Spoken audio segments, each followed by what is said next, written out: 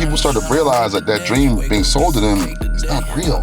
I do think at one point there was an American dream. It was the idea that you could have your own house, your own family that you'd be able to support without having any type of worry. But that sort of like crushing weight of all these realizations on one person is difficult, and that's why people today feel so disenfranchised and they don't feel attached to that idea of the American dream anymore.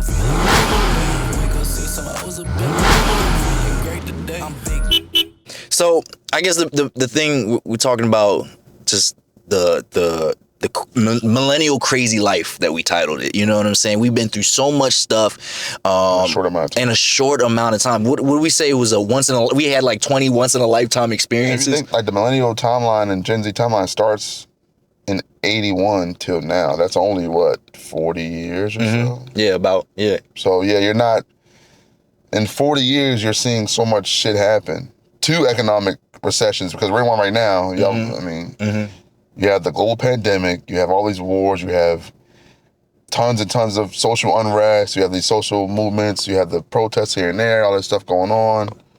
So yeah, it's crazy, man. The technology rapidly advanced, faster than any other time in history, in my opinion. I don't think there's never been a time in history where technology, let's say on like every 5-year scale, is like unrecognizable from the last 5 years. You know what I'm saying? Like the iPhone came on what, 06 or 07 or something? Yeah, something like that.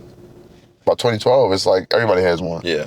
After that is what, 2017 is nothing. It's whatever. Then by now it's just AI, whatever else. So it's like, it's crazy. And then not only that, they hold the least amount of wealth out of all the previous generations. Job stability is all-time low, and the competition is way higher. They're fighting for not even with just other millennials. The people ahead of them are still in the job market too, because the economy's so messed up. And all they can keep saying is that we need to sack up, pretty much. And start buying Starbucks. Yeah, like, bro, like that's like the worst advice you could give somebody right now. And I feel like I don't know. Is that disingenuous? Like, it is disingenuous. You know what I'm saying? Like, a lot of those people either have no touch of reality. Like if you ask somebody who's really wealthy, like how much does bread cost, and they don't know. Yeah.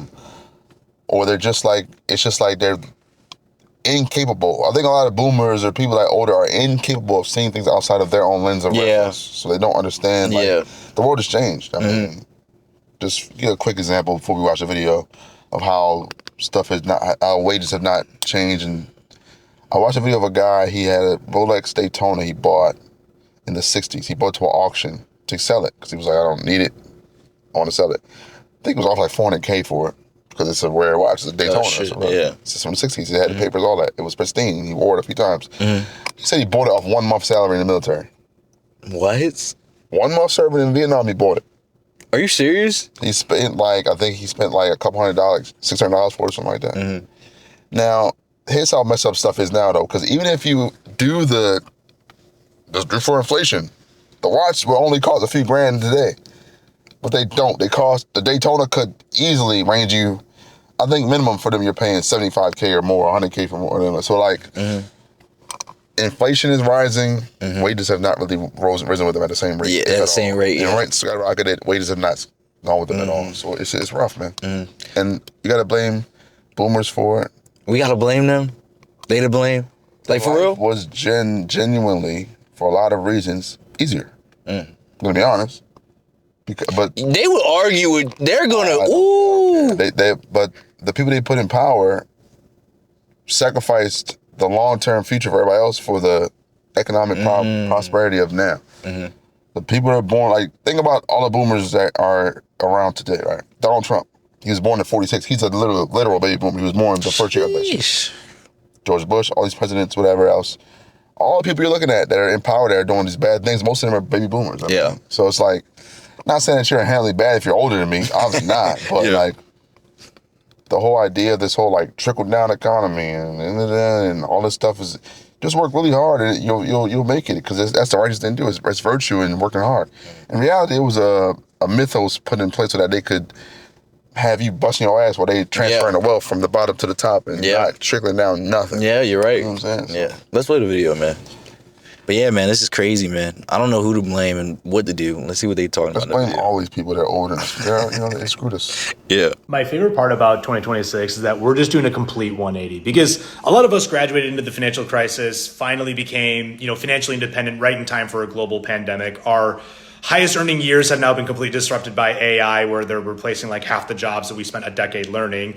We've tried to buy houses during a never-ending housing crisis and basically watched the entire world go from landlines to carrying a 7-inch supercomputer in our pocket that basically lets us do anything 24 hours a day. But the funny part is that back in 2019, really all we wanted was convenience, like faster apps, more do-it-yourself stuff, work from anywhere, everything kind of on demand. And now in 2026, the reason why we're doing a 180 is because I think half of us would gladly trade all of it for a quiet job as a park ranger that has a flip phone and you live in a town where the bakery knows your name. Just where I'm getting at. We're not lazy. We just have lived through 5 once-in-a-lifetime events before we could have a midlife crisis. Is that what you want to do? Be a happy life, being a ranger in a park with a flip phone? Hell no. But I think a simple life is more like what people crave now. I think because I think like the people who grew up in the 90s, right?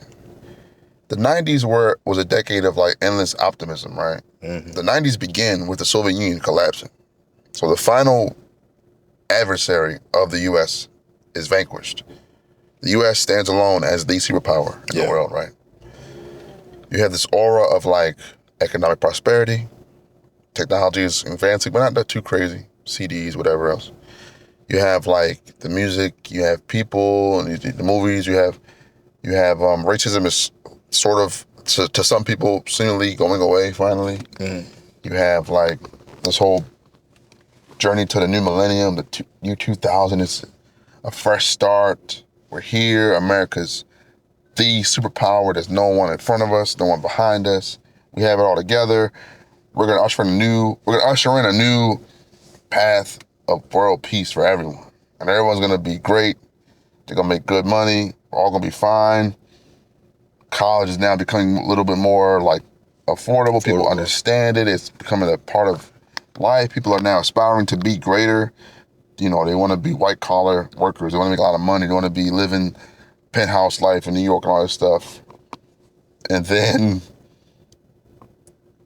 immediately into 2000, we have 9/11 happen, and it's like, oh, okay. Actually, never mind. Yeah. You start to peel back the layers of the U.S. and how we got here.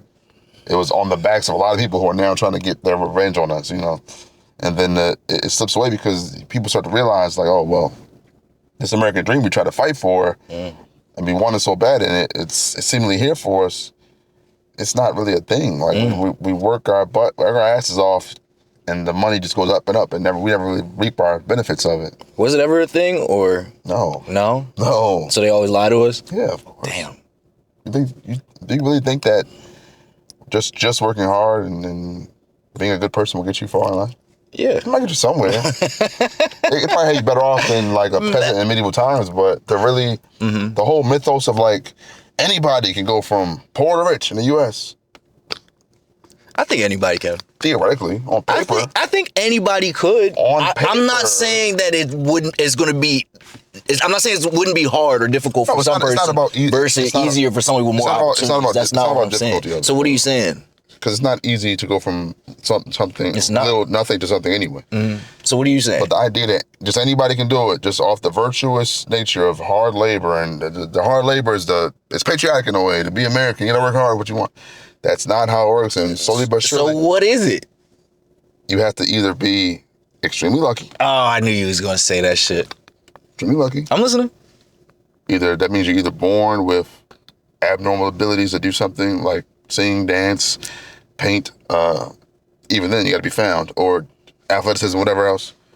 Or you have to be born into wealth, or you have to just catch a lucky break in your path to building yourself up to being rich. So you think it's all luck? I think it's more than we want to admit. I don't think it's all luck. It's always hard work involved with something. But I think. But you just said it wasn't hard work.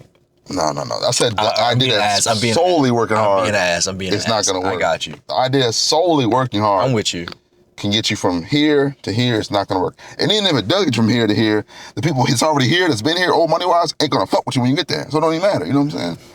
So, but anyway, like, people start to realize that dream being sold to them is not real.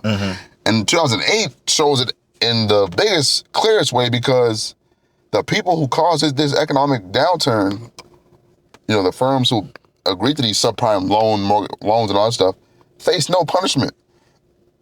In reality, they got bailed out for it. The government bailed them out, gave them money. While you're struggling, your business goes under, you can't afford your loan, your mortgage anymore. Yeah. It went from affordable to 10 times the price out of nowhere. You lost your house. The people who caused it, the people who laid you off or whatever else, the government gave them billions of dollars to keep it going. To bail them out, yeah. To bail them out with every situation that they put themselves in because of their own greed. And we're seeing it happening now. We're going to see it happening soon, I think, with the bubble for this AI stuff. Oh, fuck yeah. Like, you see OpenAI just closed down Sora, the video thing. So I feel like, all else fake promises, under-delivering and over-promising is going to come back to bite them, just like it did with the mortgage and everything. It's another bubble, but that sort of like crushing weight of all this realizations on one person is difficult. And that's why people today feel so disenfranchised, and they don't feel like, what's the word? They don't feel attached to that whole idea of the American dream anymore. Because the boomers grew up and they watched it happen. They were in the 50s and the 60s and 70s. And they had this sort of era of like the boom, and they had like some stuff, but they didn't really care because their house was $20,000 and a pack of cigarettes, and it was good to go. Yeah. And you could go walk into the office, get a loan, no matter what, no matter who you are. You could just go meet the CEO, shake his hand, get a job. It wasn't really like a big deal. Like, it was different. Were people's lives hard? People's lives are always hard. Always hard, yeah. But the powers that be had to have a death grip on the people today. I think it's kind of how it is because of the sort of push for that neoliberal idea of free market and let the corporations handle their business and do how they want to do it, because the idea is that, because they're rich and they have the wealth, they are more virtuous than me or you. They're righteous. They'll do the right thing at the end of the day. And they don't. All right, so I know a lot of talking right now, but... No, you're good. You're good. I'm not going to pick apart per se. I do have to say one thing, though. Sorry, man. No, you good. I do have one thing to say, though. I'm not trying to pick your stuff apart, but I do have one thing. I do think at one point there was an American dream. And it's not that everybody would be rich. That's not what I'm saying it would be. It was the idea that you could have your own house, your own family that you'd be able to support without having any type of worries. So the difference... And I feel like that was a possibility for most people back then. Yeah. Now... they're making it very hard. They're making it for only a select group of people are able to have that same opportunity that we had. There's no the profit, almost 20 years ago. Profitability is capped when you allow everyone to get a piece of the pie they deserve to get. Like the idea that you could at one point in your life have a job that's a stable career, that you can work there for 30 years, 50 years, and you can pay off a whole mortgage and have a home and everything, and you can support a family of 4 or 5, whether you have a car or 2, you have a house, you have vacations every year, everything is good and stuff. That doesn't make a lot of money for the corporate powers and the people that want to... It doesn't.